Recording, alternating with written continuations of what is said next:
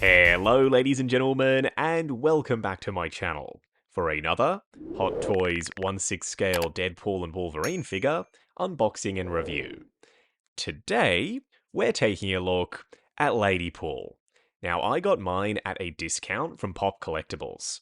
As always, do your own research, make sure you're comfortable before buying.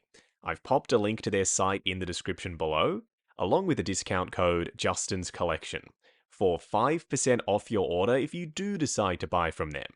While you're down there, why not hit that subscribe, bell notification icon, and join button? So you're notified as soon as a brand new Hot Toys Deadpool and Wolverine figure review goes live on the channel. Oh, they're very clever doing a release strategy like this for Ladypool.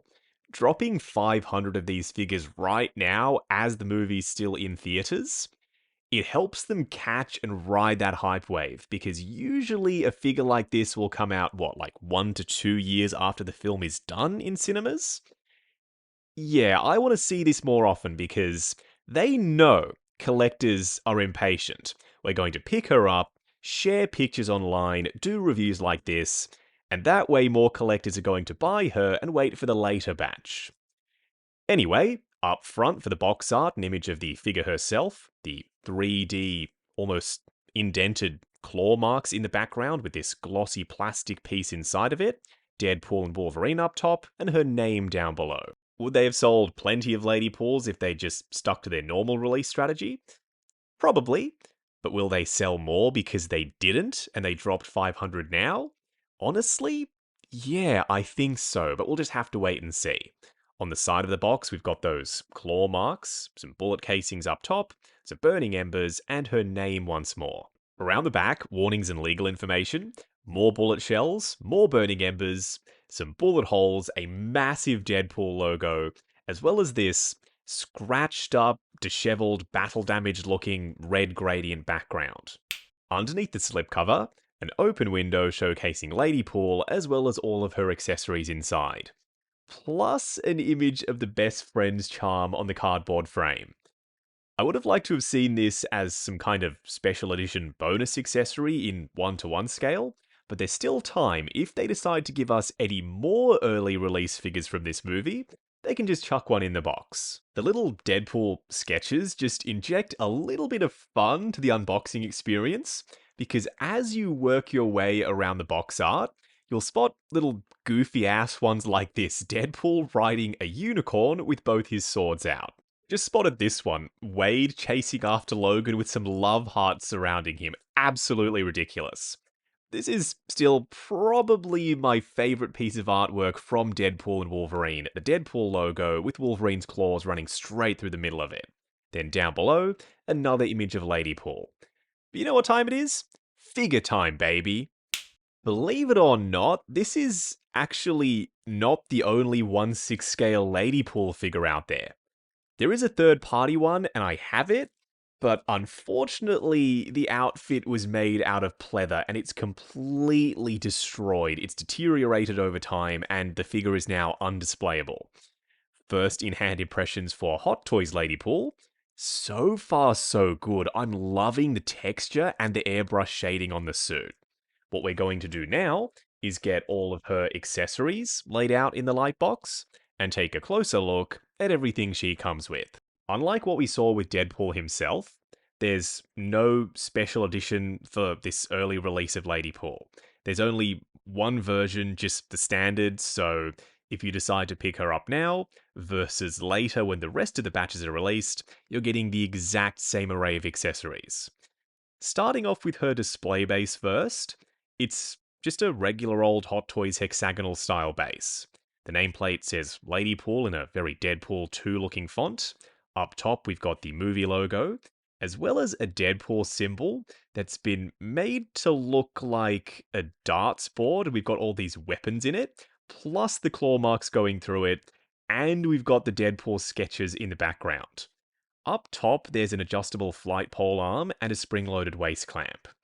Do yourself a favor, don't use the waist clamp. Switch this out for a regular old crotch grabber, because these waist clamps dig into superhero suits over time and do irreversible damage.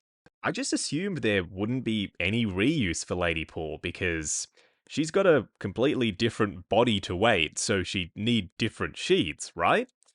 Interestingly enough, no. They're the same mold as the sheaths, and even the handles for the swords are the same as what we got with Deadpool from Deadpool 2. The way the sheaths are painted is different. There's no longer the silver weathering, it's now more grey. And this time the blades are made of plastic. I like the gold at the bottom of the blade and the silver up top for the handle, but plastic blades, Hot Toys? Come on, y'all are better than this.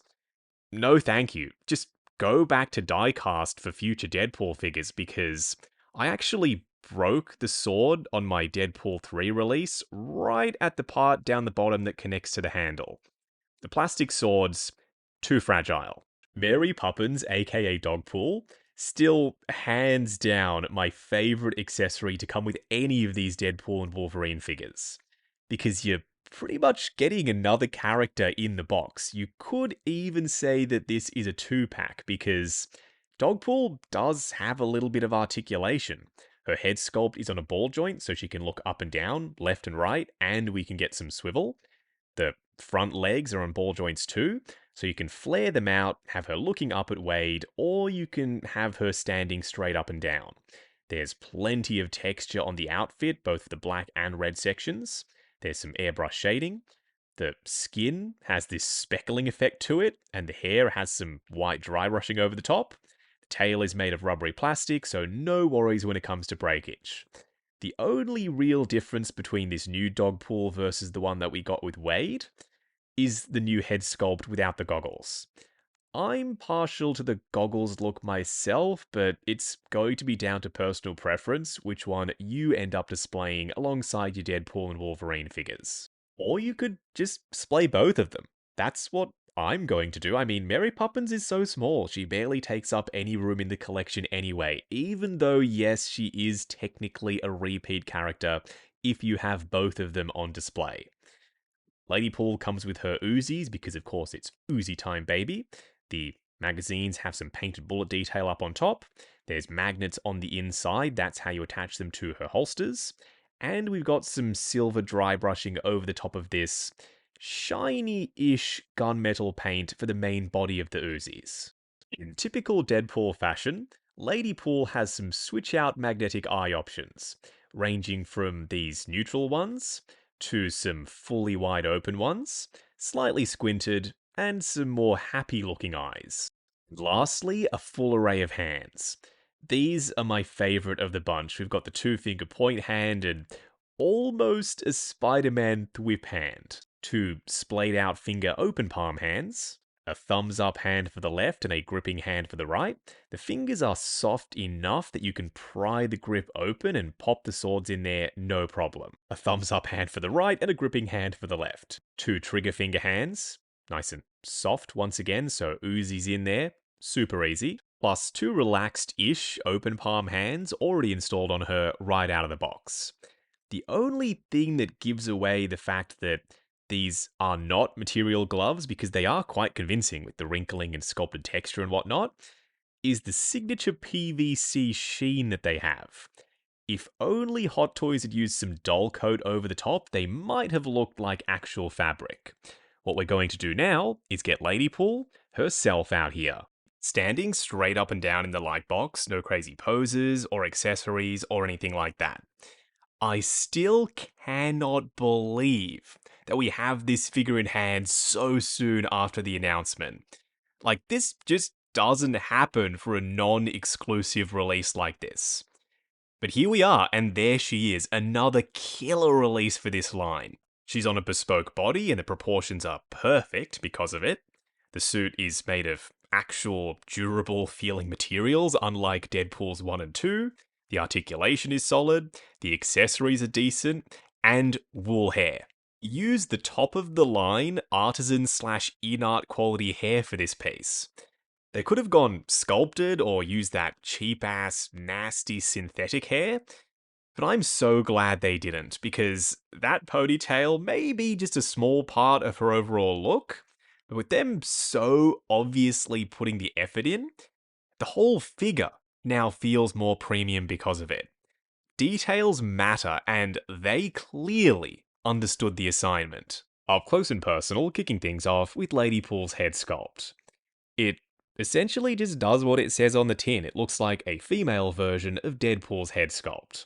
You can tell that that ain't a dude inside the mask. The head sculpt is slightly narrower, she's got a pointier chin, and you can see the suggestion of her nose and mouth underneath the fabric for the mask. It's all just sculpted PVC plastic, of course, so it's only sculpted to look that way. There's some wrinkling dotted around the place. The seam lines have some airbrush shading over the top so that they look slightly weathered. And we've got the ponytail up on top. We'll discuss the ponytail in more detail in just a moment. She also has the switch out lenses, and to access the gimmick, you push the bottom of these eyepieces. Then you can wedge your fingernail underneath the top of them and pry them out of the head sculpt. The really happy looking eyes are very expressive. If you combine them with a head tilt, you can use them to sell some pretty out there wacky Ladypool poses. Is it just me, or do these eyes make it look like she's pissed? She's fed up with Deadpool's bullshit. She's giving him a little bit of sass, perhaps. They also work really well with a head tilt. I'm not sure if I'm ever going to rock them, but I am glad they're here. Then we've got the fully wide open ones, which work great for a shocked expression. It just all depends on how you want to pose her, really. The best part about these switch out lenses or eye options is that they're modular, so you can create some really goofy looking stuff by mixing and matching these lenses.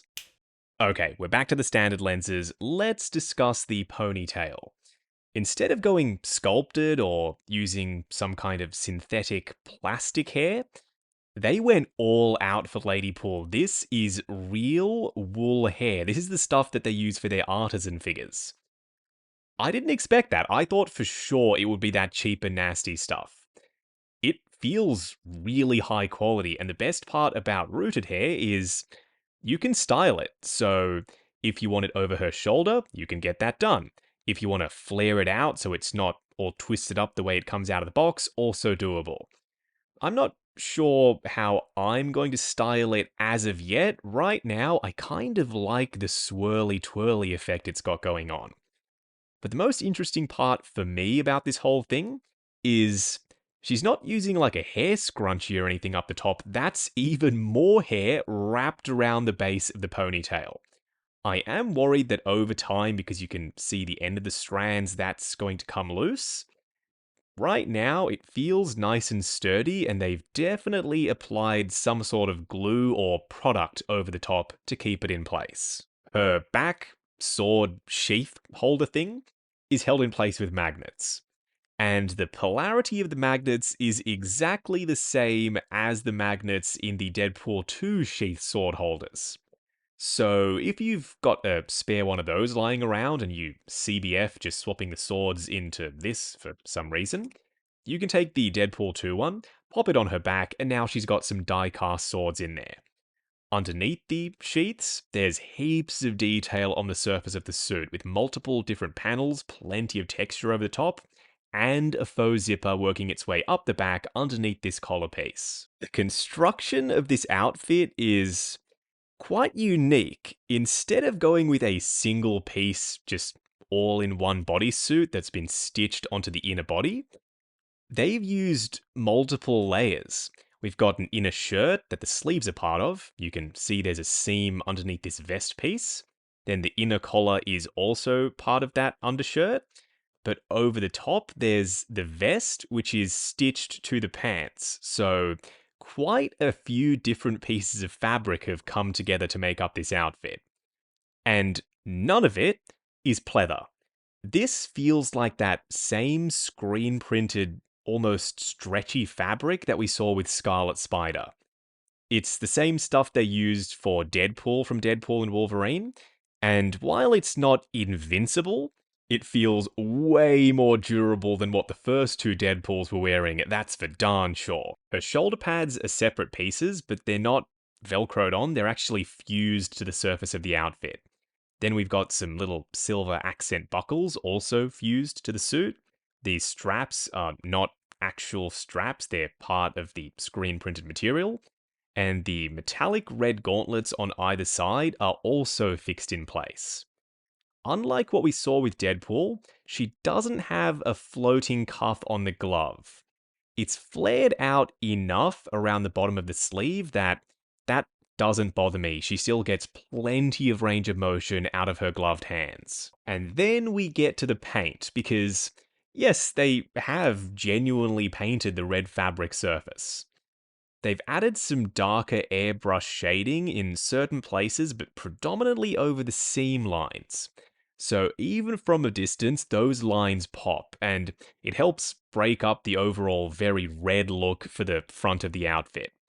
Her belt is free floating, you can adjust it up and down. It's made of sculpted rubbery plastic. We've got this big, bright silver metallic belt buckle, some little silver accents on the tabs for the pouches, and some gold clips on either side of that front belt buckle. The holsters, if that's what you want to call them, for the Uzis are free floating on some vinyl style straps. I hope they're not pleather. They don't look like pleather.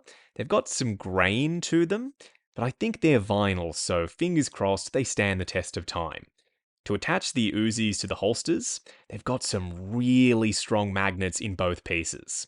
Like, seriously strong. These things, once they're attached, they're not going anywhere. I want to discuss how the micro Uzis and the sheaths for the katanas interact in a really annoying way. When you're popping this stuff on the body, you can either have the magazines for the Uzis on the inside of the sheaths, or on the outside. It's something that you're going to have to mess around with when you get your copy of Ladypool in hand. Her knee pads are made of the same PVC material as the boot guards just below them. This is a split cut boot design for maximum range of motion, but they've not used a double ball peg for the foot part. So if you were thinking, oh well, I'm just going to take the high-heeled shoes that came with Deadpool, pop them on Ladypool and call it a day. Well, these do require a double ball peg, so unfortunately that mod is simply not going to be doable. I'm okay with that because I actually like the shoes that she comes wearing anyway. They're still high-heeled platformed boots. You can see her foot sits at an angle. There's some sculpted texture on the surface with the stitching and then the leather grain and then the wrinkling. Then on the underside, some fully sculpted and painted tread with some grey dry brushing on there, some great attention to detail even on the underside of her boots. For a quick side-by-side comparison, on the left, Ladypool, then we've got Dogpool, Headpool, Babypool, and Deadpool himself. A neat little Deadpool core we're building in 1/6 scale. Ladypool is no slouch in the height department. And that's a good thing, because usually Hot Toys underscales their female figures and they look ridiculous standing next to male figures from the same line or movie. IRL, Blake Lively is 5'10", and Ladypool is wearing heels, so it makes sense that she's pretty close in height to Ryan Reynolds' Deadpool, who is 6'2" IRL. Even though I know it was not technically Blake Lively in this costume. If you're one of those collectors who say they're happy with Deadpool from Deadpool 2, I don't see a problem with that. Having this guy next to Ladypool, he's still taller, but now his outfit is a lot darker than hers is, so there's more contrast going on. You may very well decide to skip Deadpool entirely, but want to collect Ladypool, and now you know what she looks like standing next to Deadpool from the second movie. Not the right Wolverine, I'm aware, that one is just not out yet. He's not set to release for like another year, sometime in 2025. So for everyone who keeps telling me that I need to review the Deadpool and Wolverine, oh, trust me, I want that figure as much as you want to see the video, it's just that it simply isn't out yet. For now, this will have to do. This is the Battlesuit X-Men Days of Future Past Wolverine. He's just slightly taller than Ladypool. He's meant to be the same height as Deadpool is, 6'2", so some longer ankle pegs may be required to get him there. Going over articulations, starting off with her head sculpt. It's on my favourite series of joints for this for maximum range of motion. There's a ball joint at the base of the neck and another one up underneath the head itself. Looking forward to there, looking up to there, just all the range. Swivel and pivot side to side. Her shoulder pads are fused to the sleeves, which are separate pieces part of an undershirt underneath this vest overlay. The arms will go up to there, which is way further than I was expecting. Going forward and back, there's a butterfly joint at the shoulder that hinges up and down. Swivel at the bicep, I'm pleased to report a double bend at the elbow. Then for the wrist peg, it's a hinge and swivel. Her torso crunches forward to there, once again, way more than I thought there'd be. Going back to there, swivel, and pivot side to side. Her legs will go forward to there, as the outfit does bunch up at the hips, and you have to contend with the thigh holsters. Going out to there, swivel at the upper thigh, double bend at the knee, going past 90. And then a split cut boot design with a hinge and swivel for the ankles. Plugged into the foot at an angle, so it's good for forward and back rotation, as well as ankle tilt. Moving on to the 3 cool and 3 annoying things. The first annoying thing is she comes with all of these hands, but no closed fists, and no just relaxed open palm hands. The second annoying thing is, even though this base is perfectly compatible with a crotch grabber, they still decided not to include one. The only option we have to secure Ladypool to the base right out of the box is a spring-loaded waist clamp. And they know full well that the foam on the inside of this clamp is nowhere near sturdy enough to protect Ladypool's outfit from this clamp. It's going to dig into the suit and cause irreversible damage. Please, Hot Toys, if your bases are compatible with crotch grabbers and flight poles, quit being cheap, just chuck both options in the box. The third annoying thing, plastic swords. They may look okay, but they're super fragile. I know from experience because I broke my Deadpool sword during posing. The die-cast ones that came with Deadpool from Deadpool 2 not only looked better, but they were heftier, and they had that cold touch feel when you take them out of the sheaths. They just came across way more premium. The first cool thing is they've actually used durable materials for this outfit. It feels like that almost Scarlet Spider type screen printed stuff. It's got a subtle sheen on the surface, plenty of detail, even some airbrush shading, but it doesn't come across as though it's going to peel or flake or deteriorate over time. Second cool thing is they've used their top shelf hair for this. This is the stuff that they give us with their artisan figures.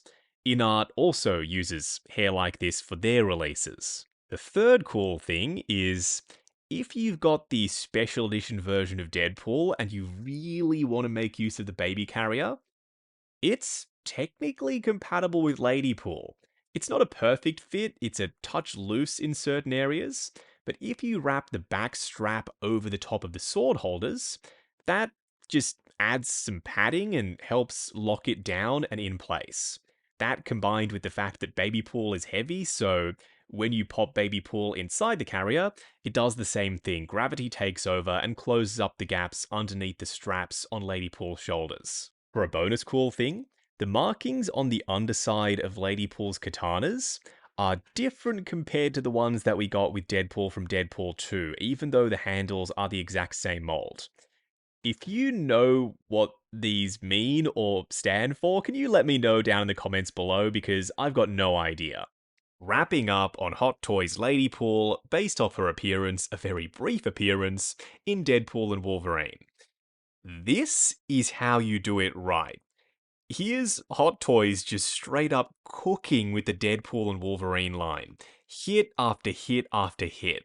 Dropping figures early, yet still having them not feel rushed at all. That's an art in and of itself. Out of everything I've ranted and raved about with this piece, the one big takeaway for me is the rooted wool hair. So unnecessary, but so premium. It shows that they're willing to put in the work and add that extra little bit of value for the right characters. Not every figure gets this treatment granted, and yes, that is unfortunate, but I'm not about to sit here and complain they went all out for Ladypool. This was a must-have for me. The fact that she's voiced by Blake Lively, Ryan Reynolds' real-life wife, just makes the whole thing feel that little bit more special. When you grab Deadpool, Ladypool, and Kidpool, you're building out a mini Deadpoolified Reynolds family in your display. Some of y'all probably couldn't care less about that, I bet. I think it adds to the appeal.